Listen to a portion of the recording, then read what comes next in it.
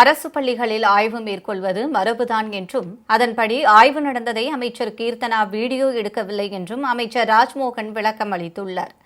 சென்னை விமான நிலையத்தில் செய்தியாளர்களிடம் பேசிய அவர், தனியார் பள்ளிகளிடம் லஞ்சம் வாங்கிய பெரும் முதலைகள் வெளியே வருவது பிடிக்காமல் சீமான் ஆதரவாக பேசுவதாக விமர்சித்தார். தனியார் பள்ளிகளிடம் நடைபெற்ற வசூல் வேட்டையை நிறுத்தியிருப்பது ஊழலுக்கு எதிரான நடவடிக்கை என அவர் குறிப்பிட்டார். தொழில்துறை அமைச்சர் கீர்த்தனா அரசு பள்ளியில் ஆய்வு மேற்கொண்டதை தவறாக எடுத்துக்கொள்ள வேண்டாம் என்றும் அரசு பள்ளிகளில் ஆய்வு மேற்கொள்வது மரபுதான் என்றும் அமைச்சர் ராஜ்மோகன் தெரிவித்தார். மாண்புமிகு அமைச்சர் அவங்க எதுவுமே எடுக்கல, காணொலியோ கேட்பொலியோ மாண்புமிகு அமைச்சர் அந்தம்மா எதுவுமே எடுக்கல. சொல்லப்போனால் அவங்களே தமிழ் வழி கல்வியில் படித்த ஒரு சகோதரி தான். ஒரு மாற்றுத்திறனாளியினுடைய மகளாக பிறந்து தமிழ் வழி கல்வியில் பிறந்து இன்று ஆங்கிலத்தில் நன்றாக பேசக்கூடிய ஒரு தனித்திறமை வளர்த்து கொண்ட ஒரு அரசியல் ஆளுமை தான்.